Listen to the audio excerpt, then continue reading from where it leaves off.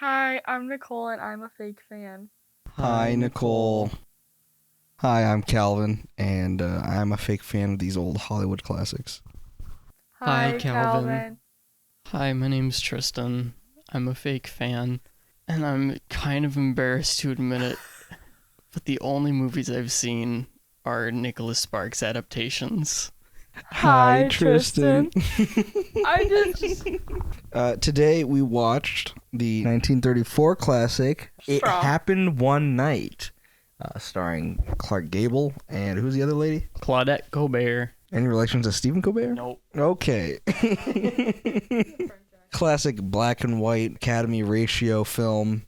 I gotta say, I loved it. This one won Best Picture, right? Mm-hmm. What other things? rattle off. This one was nominated for 5 and won all 5, and it was the first time it won the big 5, which was picture, director, actor, actress, screenplay. Damn, homie. So, this was a great film. This was a great fun film. I just realized we never really explained the story of the film for people who are watching. So, Claudette plays the daughter of a wealthy Wall Street executive, so not your common man.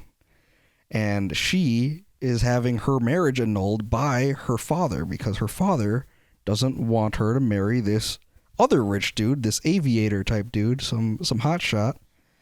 So she jumps ship, and then we find out they're in Miami, and she's got to make her way all the way back to New York without getting caught, so that way she can keep the marriage going. But along the way, helping her because she had her bag stolen is Clark Gable, and he's a journalist who just got fired, and he's got a hot scoop on this big celebrity story about the woman who's the heiress of a Wall Street guy daddy, and along the way, Clark Gable and Claudette, they fall in love. You know what? This is a Hallmark movie, but like, it's better than it. If you just spill the plot out, like it's a romantic road trip movie where a rich girl falls in love with a common boy. It's like, oh, that's a Hallmark movie. But take my word for it, it's so much better than a Hallmark movie. It just Clark sounds like Gable, it. higher than those Hallmark boys. When you spell it out like that, it sounds like a Hallmark movie. But number one, what makes it a Hallmark movie is the fact that it's made for TV, so they only hire made-for-TV actors. They're not that great. And number two, this movie comes out in 1934. It's got, the blessings of old Hollywood, on top of which it establishes all these different genres of rom-com, screwball comedies. Obviously, Hallmark is going to be derivative of them. So this is the original inspiration, and Hallmark is just simply derivative of them. So we can place this above Hallmark any day. Plus, it's just better. It's more honest. And also it's Frank Capra at his Frank Capra-y best with the whole, oh, look at all these rich people. They don't understand the struggles of the poor common man. To like how all the Halloween movies we watch, like you kind of have to like remember, they paved the way for all this stuff. Mm-hmm.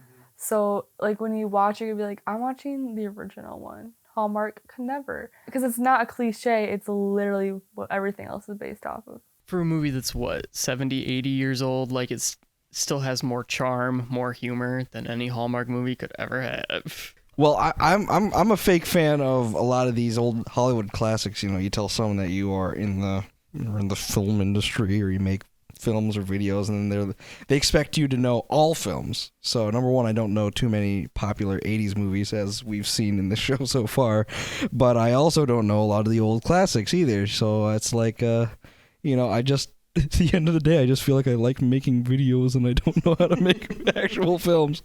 But this one, we're talking about Academy Award-winning, super popular, super successful, classic cinema, black and white movie, Clark Gable. You're talking about one of the biggest name actors of the old Hollywood world, Clark Gable. And I didn't even know this movie existed until you told us about it. So it was funny. It was it's full of fun. It's a rom-com. Wait, you said it was like one of the earliest rom-coms? It's an early screwball comedy. So I guess it's like paved the way for modern comedic films. How do you define screwball comedy? I kind of hate that word. Like screwball, like number one, I'm thinking baseball. Yeah. And then number two, I'm thinking like some guy in a nut house, like, whoa, lock me up, put me in a straitjacket. I'm a screwball. This is straight from Wikipedia. Screwball comedy is a subgenre of the romantic comedy genre that became popular during the Great Depression, originating in the 30s and 40s. It satirized the traditional love story. So it's like it's basically a rom-com. It's an early rom-com. It's funny that it says satirize the love story, because I just thought it was like an addition to the love story. I didn't think of it as like, these love stories are so stupid, let's fucking make fun of it, you know. I just thought they were just kind of taking a new venture. I didn't think about it as satirizing them, but sure, I guess. So let's start with who hasn't seen the movie. Nicole, have you seen the movie? I have not seen the movie. I haven't seen the movie either. Tristan, have you seen the movie? I have seen this movie. Yeah, back in high school, I wanted to watch all the Best Picture winners, and this is like in the first 10. I also started a video series that you should subscribe to my YouTube, because I will keep doing these. Plug it. But it's called After the Academy. But I watched it. I'm pretty sure I saw this the first time in high school, and I watched it again in college when I started this series. But yeah, I really like this movie. I loved it. The more I'm thinking about it, the more I'm just full of just like fun little moments. I really like the scene on the bus with the Flying Trapeze song, and that's just like classic and fun. But also, this is Frank Capra, so we're talking about the classic It's a Wonderful Life, Mr. Smith Goes to Washington, You Can't Take It With You. You're talking about this guy who makes movies about the classic American, you know, common man, FDR era, you know, you just feel good about being this common man American type of thing. Like Grapes of Wrath feeling a little bit, except he does more comedies and lighthearted films. But, you see that throughout this whole film too. You see, there's that shot where you're following Claudette or Ellie in the movie. You're following her through that encampment, I want to say. Calvin, that was an auto camp, and it'd be like a roadside place you can stop for the night. Oh, okay. Well, you're following her through the auto camp, and I guess, you know, that's still like super American, super Great Depression-y. You get to watch all these other characters that, you know, you'd see at a place like that. She's that rich girl who might not even know anything about the common man. She thinks she can just cut in line in the shower, but these are the real Americans. People like you and me who have to wait in line for the shower, kind of thing. Clark Gable's just like me. It's so me, dude. Clark Gable plays the everyman. I guess he didn't have Jimmy Stewart for this one, but this was, you know, you think about that kind of point in history. You have cinemas being built. You got people sitting in big theater halls with other people. This is only a few years after vaudeville, really. And you have a great American experience with the cinema. I think it's totally fulfilling of the Capra brand, and I really enjoyed it. Nicole, what did you think? I really liked it. I think my main issue with a lot of old movies is that it starts off slow, and I'm like, I try to get into it so bad because I really want to be a fan of those movies because they look cool, and I like to learn about the actors and actresses' personal lives and like all the hot goss. So I'm like, hey, I gotta like watch their movies, right? Because I can be like, you know, not a fake fan. And this movie was easy to watch because it actually was funny the whole time. I thought it kind of started slow though, too, though. Really? Well, I mean, I don't know. Maybe it's partially the audio quality where it's like, you know, really tinny, I suppose.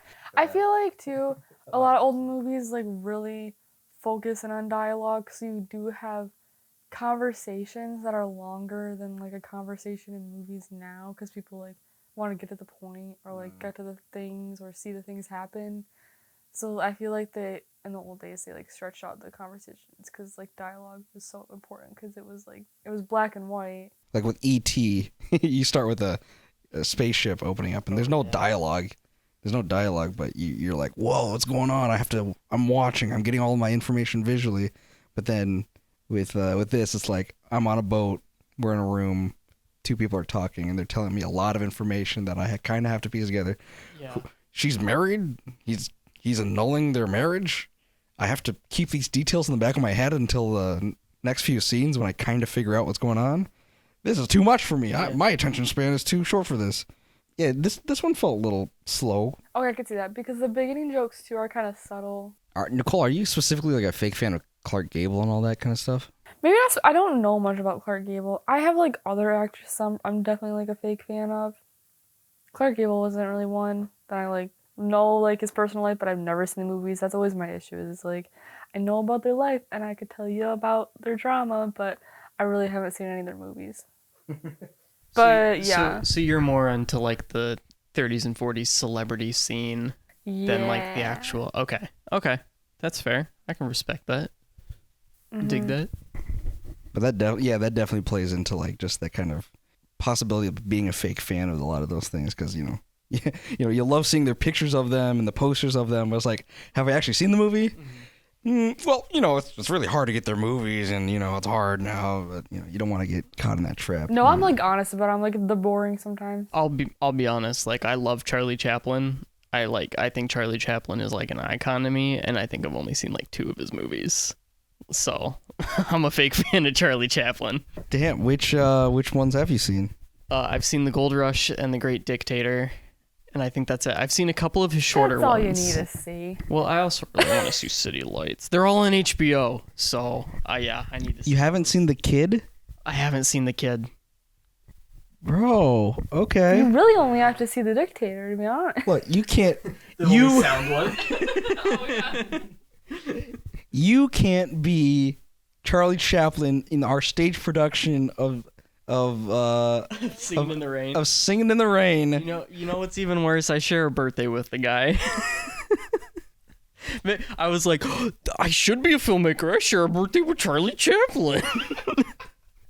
And then you only see Gold Rush and what? And Great Dictator. Let me only watch his sound film. I bet silent films are boring. I mean, but I love The Gold Rush. I think I saw a clip from either Modern Times or City Lights, but those have been on my list forever. I just haven't been able to find them, but now they're all on HBO, so I have no excuse. Is Gold Rush the one where like he eats his own boot? Yes. That scene. I think I've seen The Gold Rush. Well, all right. Well, that's got to be on our list too then. So we're covering all ends of filmmaking right now. We're covering 80s pop movies. We're covering classic golden era of Hollywood. We're going to be covering Charlie frickin' Chaplin now. Owie. But going back to Clark Gable, I mean, what other movies was he in? Gone with the Wind. I haven't seen Gone with the Wind. What other movies is he in? Those are the only ones I could think of. All right. Well, Gone with the Wind's going to have to come up soon. He's known for being a great partner in like romantic movies. Like Valentino, right? Yeah, like he was a suave man coming in, being all manly. And he had repeat movies with people. Like he would co-star with the same person. Like Jean Harlow, he did a lot of movies with. She died young though. That was pretty sad.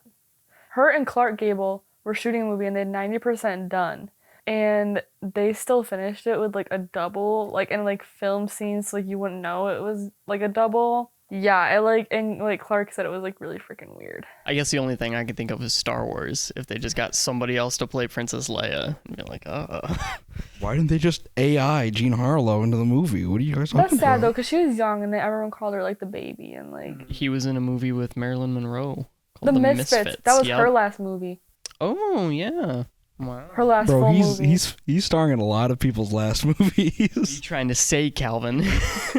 Fake Fans is now a conspiracy podcast. I heard The Misfits is actually pretty good because it's one of Marilyn's more like dramatic roles too. I'm racking my head for another Clark Gable movie that I've seen, and I'm not sure if I've seen any. So if this is my first time watching a Clark Gable movie, I love his performance. I think he masters his brand. You know, he's got that like proto George Clooney kind of thing. He's got that Johnny Depp look to him. He's got the charisma. Like I was thinking while watching this, I've seen Gone with the Wind, and I didn't like it, but I loved Clark Gable in it. Like he just stole that whole show for me. He can deliver a verbal beating to Ellie in this movie, but you know the entire time it's like you still love him. You know, it'd be different if it came from like, I don't know, James Stewart. If James Stewart was doing that kind of a beating on you verbally, it would just hurt. Like if Jimmy Stewart was yelling at me, I wouldn't take him seriously at all. You'd be like, "Ow, that hurt."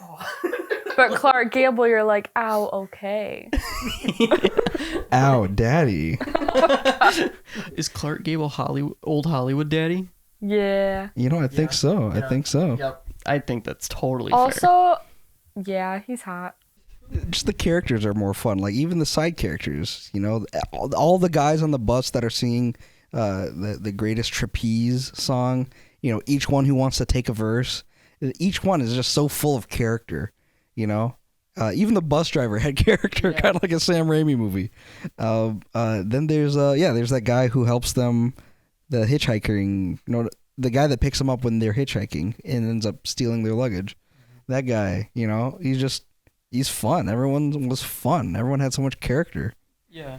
That's like because this was one best screenplay. I like the dialogue is good because it's like quick and snappy. I don't think there's no like lines that I can honestly remember, but it's the characters and it's the moments, like either the scene where they're acting like they're married and they're fighting and they're having their little fight there, or the hitchhiking scene, which are like already after seeing this, those are like iconic film moments to me. So I think it's the plot driven writing versus the like dial. It's not like an Aaron Sorkin piece where like every line's got to be like, oh, this. It's like just the story. Really great moments with this film. Just fun. You know, you could really just eat popcorn to this on some level, you know, just have fun. Those you mentioned, like the hitchhiking scene and the scene where they're pretending to be married and having a fight. Those to me kind of like show off their acting skills in a way too. Like how many ways like, hey Clark, how many ways can you show that you're hitchhiking? Yeah. Okay, you two, like pretend to be a fighting married couple. Like I can just imagine. We love to do this on this podcast a lot. We love to imagine how it must have been to be in the theater at the time. Oh, yeah. And you can just imagine this Great Depression audience just roaring with laughter as he shows people how to hitchhike, you know. I mean, hitchhiking was probably a bit more popular back then when fewer people had cars, but a lot of people needed to go, you know, migrant workers, whatnot, looking for jobs. And, you know, there's this Clark Gable showing you how to use the thumb in your hitchhiking. You know, that just filling the room with laughter. I can imagine you can't even hear the dialogue at some point, especially with the fighting married couple scene. Oh my god, it's so funny. Like at some point, everyone's just screaming and laughing because, you know, you've got Claudette crying, fake crying. You got the three detectives in an awkward spot, you know, and also a married couple fighting. A lot of people in the audience probably understand that too. It's a beautiful moment, screenwriting wise. I just love, again, with how old this movie is, 34, how the humor still holds up. It's nothing like the like laugh a minute things that they have in movies now where they just really try and hook you the whole time. It's like humor with a purpose, unless you're Calvin and I and you're making shit up as you watch the movie as Nicole rolls her eyes. Yeah, little. But I love how the humor still holds up, how all three of us are still laughing at this old movie, because I've seen old like comedy movies that don't hold up as well, but this one, even movies from like 10 years ago that don't hold up as well, but this one definitely does. I just want to put out there that I cried tears like of laughter during this movie, where it like rolled in the next scene because you can't stop thinking about it, and it was the hitchhiker guy singing that he's not gonna burn his tonsil out. It was like if you're hitchhiking and you get picked up by a high school theater kid. Oh my god. They're like, I'm not gonna burn my tonsils out. I'm like, oh my god. It was just so funny. Like the thought of someone being like, oh shut up, you're gonna burn your tonsil out. It's like, what does that even mean? I thought it was gonna be like, I don't have any tonsils. I don't know if they took tonsils out in the 30s, but then you've got that leg shot. She's gonna show off her leg to get to the car. I feel like, oh my god, okay now. Cut it. But I can see why it would be satire, because a lot of like silent movies were like super like love interest based too, and they were like over dramatic. I can see what you mean, because there are like stereotypes of silent films and early sound films that we still make fun of today. Yeah, good movie. Great movie. This would be a good movie, suggestion-wise, for dates, I think, if you and your date are fake fans. Yeah. For anyone else out there who is as a fake fan significant other, or you're just beginning to date someone who can come to terms with their fake fanness, this would be a great date night movie. It'd be a great way to start your journey together. Just have some carrots on hand, and you gonna get it. Ooh. Have some of those raw carrots and munch on them. Oh my goodness. Carrots, raw, uncooked.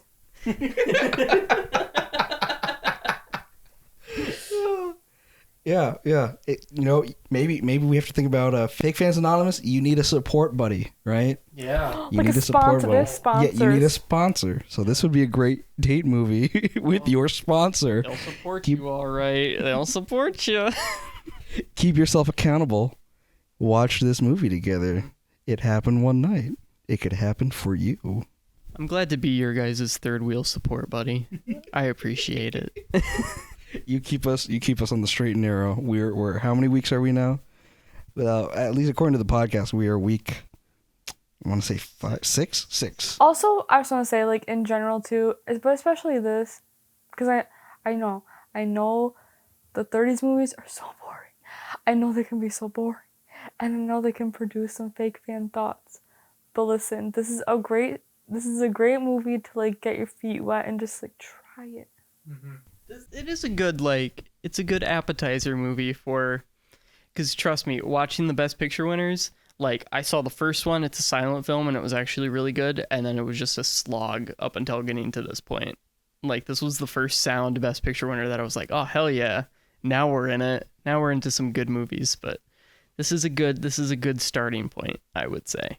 And then, keep jumping on further. We're all here to get better and stop being fake fans. Thanks for coming to this meeting. See you next time. Cookies in the back. Cookies in the back. Pick up your 5-week pin from last week if you haven't. We don't got